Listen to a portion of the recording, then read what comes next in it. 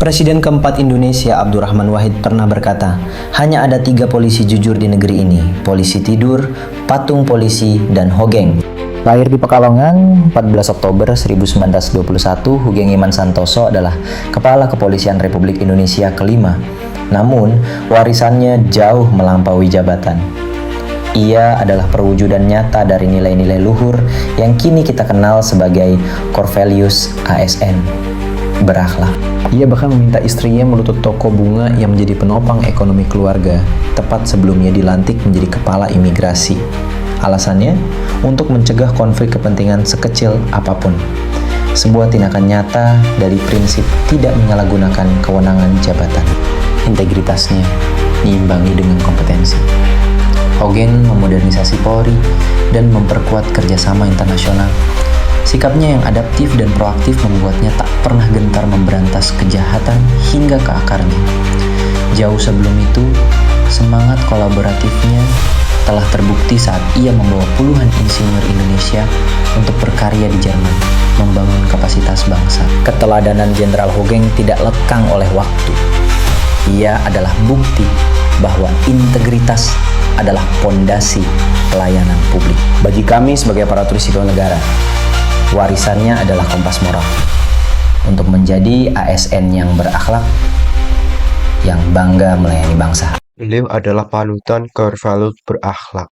Jenderal Hugeng memberikan teladan yang tak lekang oleh waktu. Baginya, berorientasi pelayanan bukanlah slogan, melainkan tindakan. Saat melihat kemacetan, Kapolri ini tak ragu turun tangan mengatur lalu lintas sendiri. Ia mengajarkan bahwa kepemimpinan sejati adalah tentang tanggung jawab dan kerendahan hati untuk melayani kapanpun dan dimanapun. Selanjutnya adalah kompeten. Jenderal Hugeng, Kapolri pada masa itu melakukan tugas dengan kualitas terbaik. Ia melakukan reformasi organisasi yang sangat signifikan di tubuh Kepolisian Negara Republik Indonesia. Misal, mengubah struktur komando, contoh,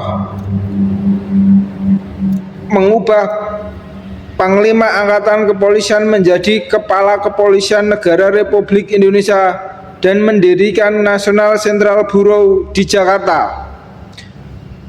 Core value lanjutnya adalah kolaboratif. Jenderal Hugeng memberi kesempatan berbagai pihak untuk dapat berkontribusi.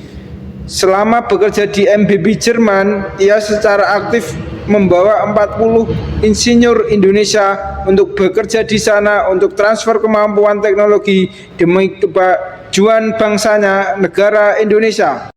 Loyalitas Jenderal Hugeng terlihat dari ketegasannya dalam memegang prinsip-prinsip kejujuran, integritas, dan kesederhanaan. Bahkan ketika menghadapi tekanan dan godaan jabatan, ia dikenal sebagai polisi yang tidak bisa disuap dan berani menolak gratifikasi. Jenderal Polisi Hugeng Iman Santoso bukan hanya dikenal sebagai polisi paling jujur dalam sejarah Indonesia, akan tetapi beliau juga sebagai pemimpin yang harmonis, yaitu pemimpin yang peduli, pemimpin yang rendah hati, dan mampu merangkul siapa saja tanpa membeda-bedakan. Beliau juga menjalin hubungan hangat dengan anak buah. Beliau juga menjalin hubungan hangat dengan masyarakat hingga kalangan biasa.